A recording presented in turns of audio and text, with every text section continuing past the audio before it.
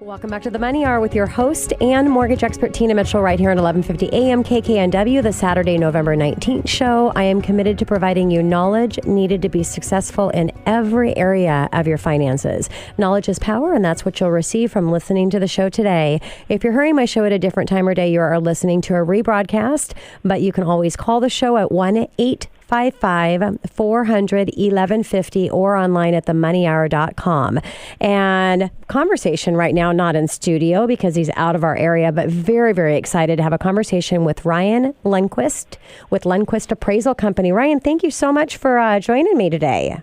Oh, hey, thanks so much, Tina. Really appreciate getting to be on your show. So thanks for reaching out. Of course. And a little bit about Ryan. Ryan's a certified residential appraiser in the Sacramento area. His clients include homeowners, real estate agents, governmental agencies, attorneys, and lenders. Ryan runs the Sacramento Appraisal blog, which is a top-ranking appraisal blog in the United States. And I have to say, Ryan, in the middle of your bio, to give a shout-out, because that's how I found you, by reading your blog. And I thought, my gosh, even though you're not in the area, which is really, I like to have people right here in studio with me versus over the phone.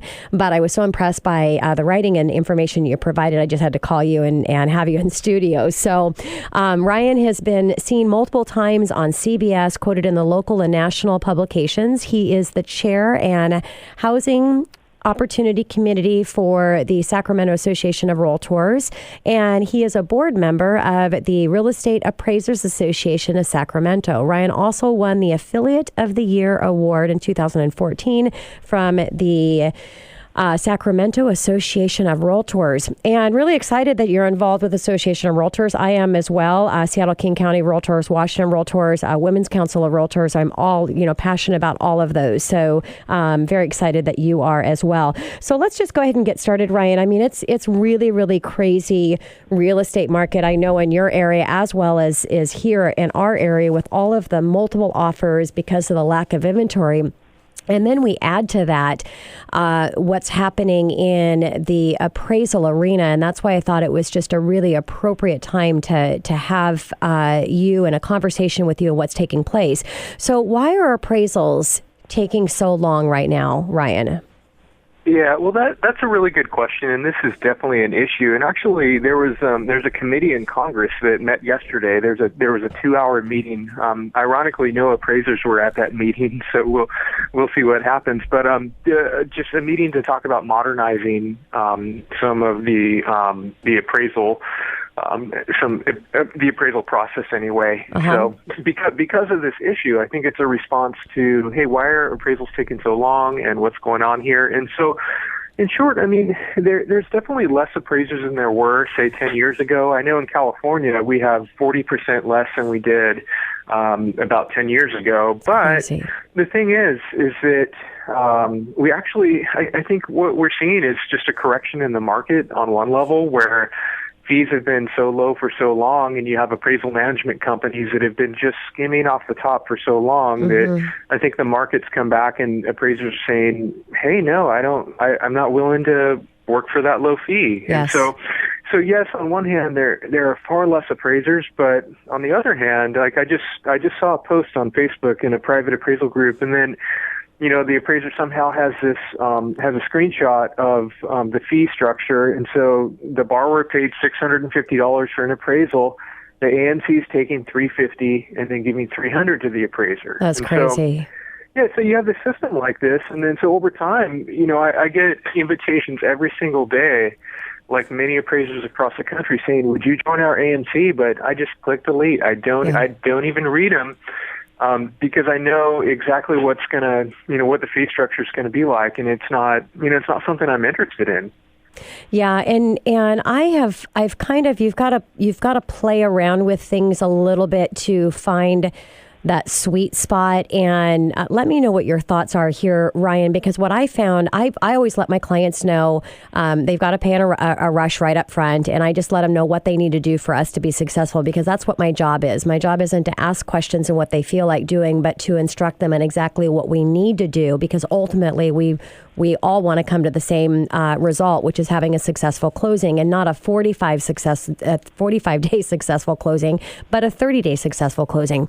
And what I found is, I put the appraisal fee out there at $9.95, which is has the rush in it, and then also instead of asking for a week for it to come back, I'll ask for it to come back in 2 weeks, because I know if the appraisal comes back in 2 weeks that I'm going to be able to close no issues in a 30-day closing. But if I put it out there at $9.95 and ask for a target date of 1 week, it's harder to get that appraisal picked up. So can you kind of explain behind the scenes why it's the same amount of money, but I've just adjusted my request for the target? Can you talk about that a little bit? Yeah, and I just want to applaud you, because that's very smart. Because the thing is that markets change all the time, and there's no such thing as something, gas isn't always the same price forever. Neither is toilet paper or eggs or whatever. And same thing with, I think, appraisal fees. And then when a group of people get busy, kind of like hiring a contractor right now in my market, if you want something, quick, it is going to be nearly impossible to find someone because they're so busy. Yes. And same thing with appraisers. And so I think when you look at a market and think, wow, okay, there's less appraisers than there used to be, but then you have some appraisers that are saying no to, some lowball fees, then you have to offer something market rate, but then be reasonable and think, gosh, if appraisers are so busy and they're taking longer to do their work, it's almost like setting yourself up for failure if you say, yeah, we need this in 5 days, and here's $600, because then they're going to, whoever the AMC is, they're going to shop around for the lowest fee possible and find that one person who's going to do it, but then they might take 2 weeks to shop for an appraiser. And so if up front you know that here's what the market's like, then you're acting within what is reasonable for the market. And I think that's what wisdom looks like in business. Yeah, and it's just it's interesting, and thank you for the compliment there, Ryan. And it's interesting to find out what works, because the money wasn't what it was all about. The money is a big part of it, but also, am I setting up realistic goals for the appraiser that's going to pick that up? Now, you had mentioned AMC, which stands for Appraisal Management Company. Ryan, can you explain that to my listeners that don't understand what that is? Sure. So when Dodd-Frank was enacted years ago, what's it been, five or so years, maybe 9, I don't remember, but part of Dodd-Frank, it separated the ordering process for appraisers. And so loan officers, real estate agents, homeowners no longer directly hire an appraiser for an appraisal that's geared towards Fannie Mae, Freddie Mac, most banks. And so private deals, they can hire appraisers all day long. But so what happens is that there's a third-party appraisal management company who is ordering the appraisal instead of that, the realtor, the agent, or homeowner. And so that third-party company is essentially, been skimming the appraisal fee, sometimes cutting it in half, taking, way too much. But other times there's some that are very reasonable. There's some that are, much more pleasant to work for. So that's kind of what an appraisal management company does and is. And, the why behind it, which is always nice when you're talking with somebody to explain what's happening. The why behind it is because when the mortgage professionals and the banks had control over it, they were pressuring, intentionally or not intentionally. If one appraiser said that he could support value and the other appraiser said he couldn't support value, well, where would all the future business go? It would go to the appraiser that could support the value. So it put added pressure onto the appraiser, which they felt was not protecting what the true value was. And so it makes sense and why that's there. Now, also, I want to talk, I've been saying for years, Ryan, that our appraisers need to get a raise. There's going to be a time where there's going to be an issue, and I'm surprised that it took this long. Once the appraisal management companies came in, and just as you said, they started taking a lot of the fee.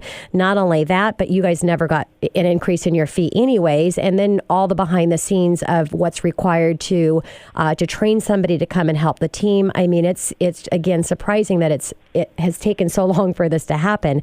But talk a little bit about the appraisal fees and the increase of that.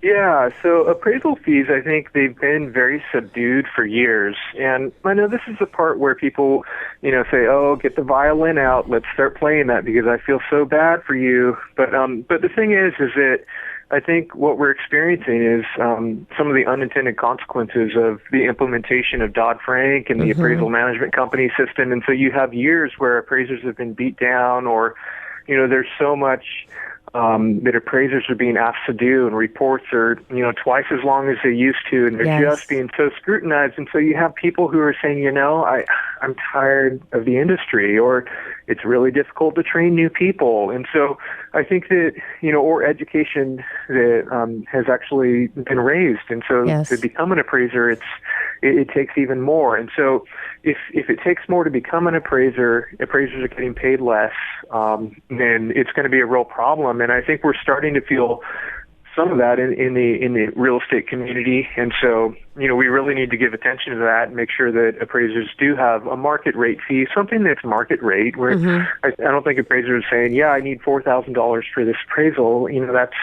That's not what should be happening unless it is a $4,000 appraisal. But, I would just argue for, hey, let's go reasonable market rate. And I will tell you, as a industry leader in the mortgage world, that if you're out there, you charge $995, ask or put it out there at $995, ask for a 2-week turn time. You should have no challenges with the appraisal process.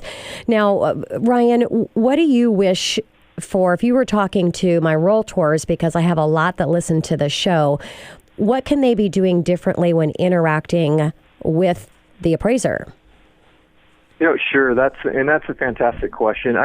My ideal realtor, and I speak to realtors every single week in offices. I have so many who subscribe to my blog, and I'm really a fan. And so all this is coming from a good place. I'm not nagging to anyone. But I'd say when you're working with appraisers, make sure that you take off your realtor hat where you're selling something and put on your data hat, okay? And you want to tell the story of the marketing of the property, because if an appraiser's going in there and wanting to put a value on this property, then value is all about context. And you ask, how does this property fit in the market? And so, we want to know things like how many offers were there, what specific prices, what upgrades have been made to the home, what type of feedback did you get about the property from agents and from prospective buyers? And, and if it's okay, why did the seller select the buyer's offer? What's been happening in the neighborhood market? Anything about, the property in particular. And so I find that sometimes agents will fall into sort of a default mode, and they'll, just sort of put on this sort of 2005 mentality where, hey, I need you to hit the number. And, that's probably not good ethically, okay? But I would say on a practical level, that doesn't really do anything to help the appraiser do his or her job. And so if you can provide data in the hands of the appraiser, that's fantastic. And in addition to all that I mentioned, which I actually have a sheet, I can send it to you if you want to post it on the show or, get it to someone. But I love when agents fill out this sheet, and then meet me at the property, and then, then I have everything all in one place, and it's really focused on data. It's not, stuff that I'm just going to throw away. If an agent hands me a stack of stuff that he or she thinks is good, where I'm like, well, this is good for the recycle bin. And so I just want to hear the story of the property. And so, and that makes total sense, Ryan. And the crazy thing. So if we're talking to the realtors that are listening to the show right now, you're doing all of this work and doing all of this research on the property beforehand anyways, because your clients are asking for it, especially when they're having to go in, 20, 30, 40, 50,000 plus over asking price to compete in this market. So why not provide that to the appraiser? Now I'm going to take us to break here, but I'm having 2 segments with Ryan because I think this is such an important topic for conversation. So coming up next, don't turn the station, because we're going to have more conversation with Ryan about what's happening with the appraisals and how to be successful and win right here on 1150 AM KKNW after this short break. Welcome back to the Money Hour with your host and mortgage expert Tina Mitchell right here on 1150 AM KKNW, the Saturday, November 19th show, bringing in expert advice and inside knowledge on today's events in our local economy and how it can affect your money. And I'm having a conversation with Ryan Lundquist with Lundquist Appraisal Company. And this is just such a timely conversation to have right now with everything that's happening in our market with appraisals. And we were talking a little bit, a shout out to realtor professionals that are listening to the show and kind of really having to prepare and to assist with the appraisal. And it kind of brings me into another question, Ryan, that I'd like to ask you. The appraisal is based on the appraiser's opinion of the property, and opinion means that there's a variance in what the value of that property is. So in helping prepare up front of the history of the property, which you talked about, also your interactions with the appraiser to make their job a little bit easier can help and assist in that. Now, what do you see in how an appraisal, do you have and I don't want to put you on the spot, Ryan, if this isn't something that you have, but could be the percentage that you could see appraisals vary from one appraiser to another? Is there?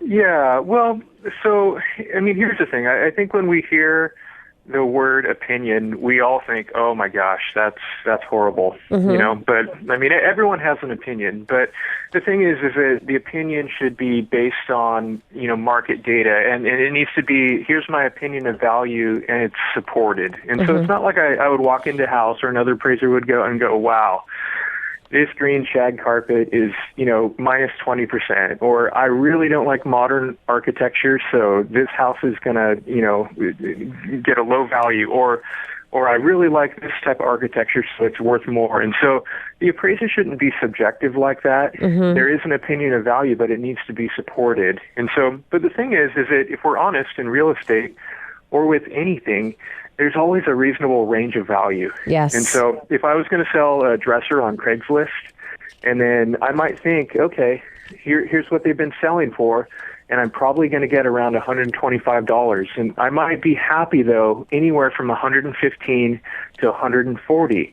And so when we look at a property, we wouldn't look at this house and say, it's worth exactly $567,462.38 because the market's not that specific. Yes. And so I think that we like to think that value is that specific, but we really might look at something and then think, it's very reasonable based on data, based on trends for this property to sell anywhere within the range of $550 to $570. And so maybe it has some extra upgrades. It's got that accessory dwelling, and it's got all the bells and whistles. So when we're looking at the data and we see sort of this range of prices, we're looking, wow, I'm going to reconcile the value towards the higher end of that range because this one is cream of the crop.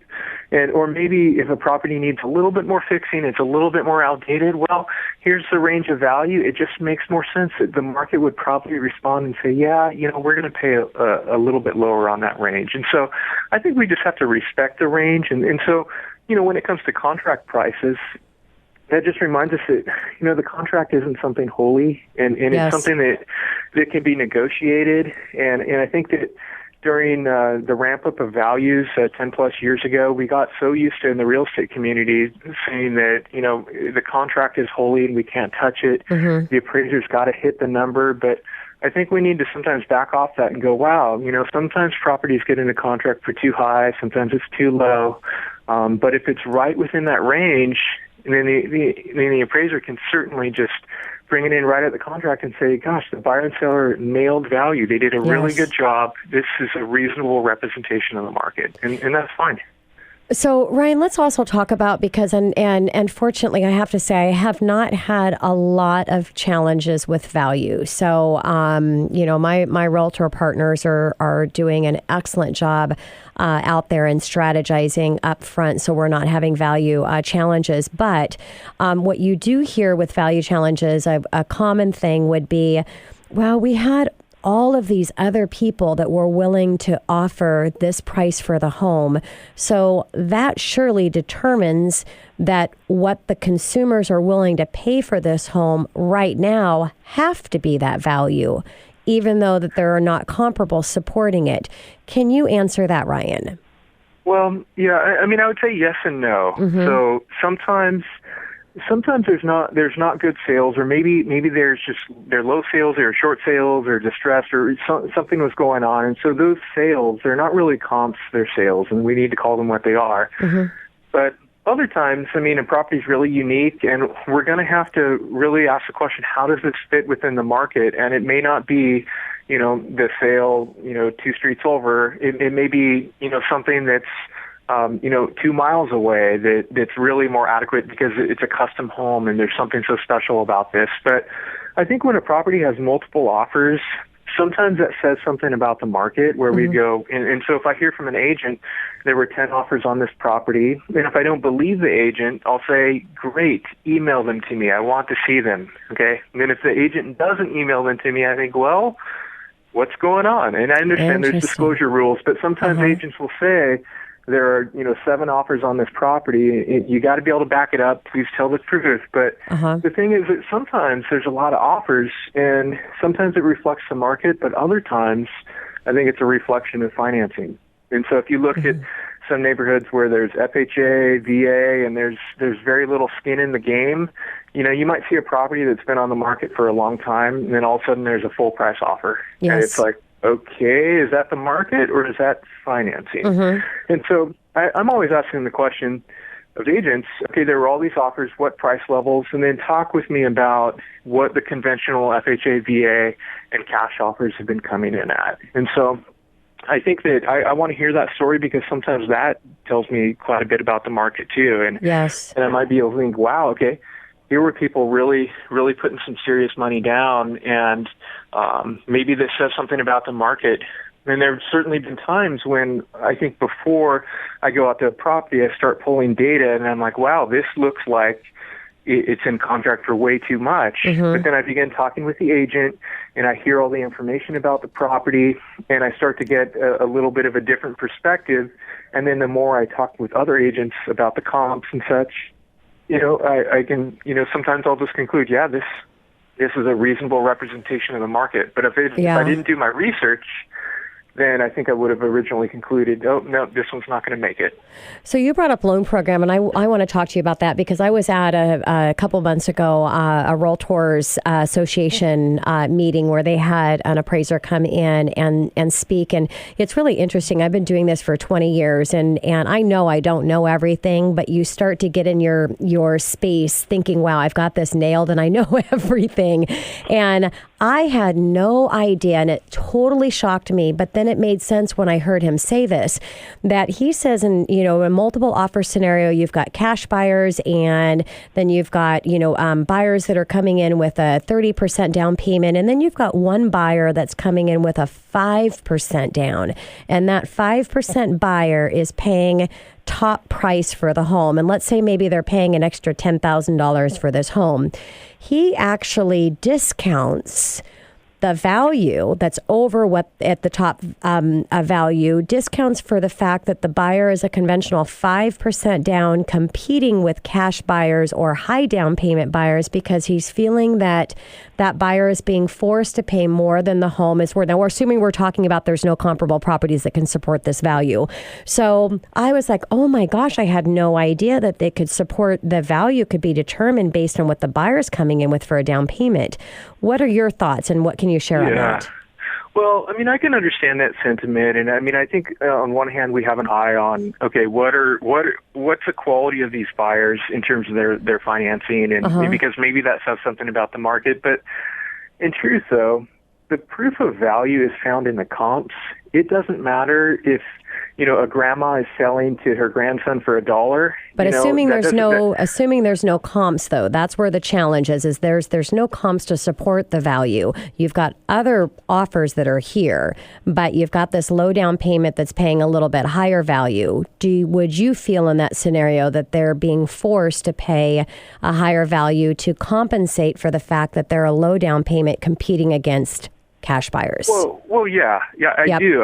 And I think that's why we see sometimes you see FHA and VA buyers who are paying more than anyone because they're really looking at what they can qualify for. And the thing is that they have to compete with other offers that are going to look much stronger when the realtors, give those offers to the seller. And so I think that's why in a lot of cases we do see that. Yeah, definitely. So another shout out for the real estate professionals. When you have a buyer that's doing a low down payment or an FHA loan, really put some extra work into preparing that data for the appraiser to really help. Because if you can see behind the scenes and what the appraiser's thinking, really it can help put that picture together. So Ryan, what advice would you give to sellers about pricing their homes? Yeah, sellers. Okay, so it's very important to realize that buyers are very much more in tune with the market these days than they've ever been before. And so I know sometimes in real estate we like to bag on Zillow and Redfin, and we don't like maybe those estimates, the estimates of value. But the thing is that buyers are really in tune with the market because they're paying attention to Zillow, they're paying attention to Redfin.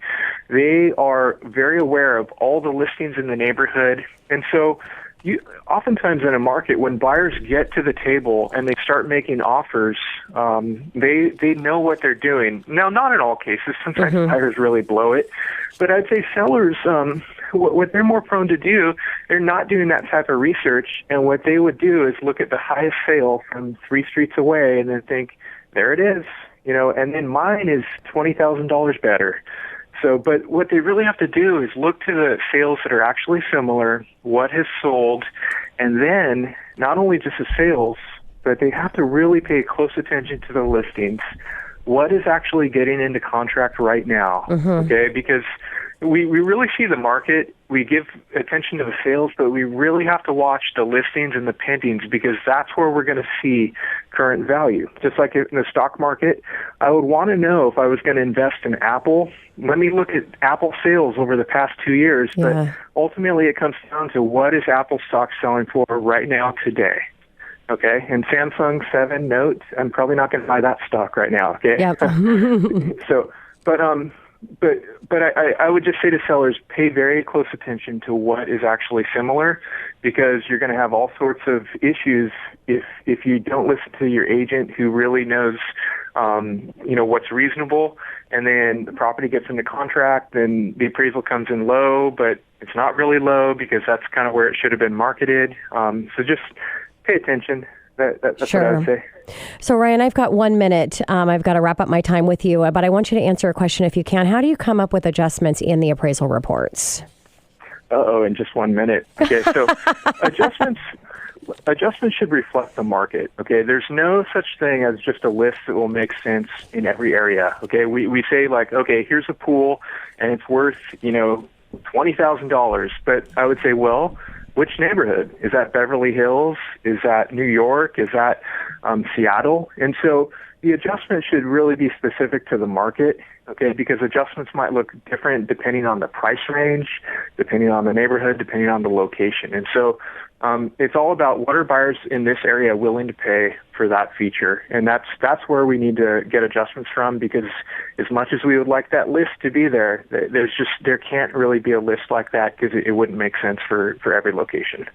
Makes sense. Ryan, thank you so much. I'm so glad that I was able to have you for a couple segments instead of just one. Next time I'm going to have to give you the entire show, because just such valuable information for any of my buyers and sellers out there, and definitely for my realtor partners. So I want to thank you again for spending some time with me today.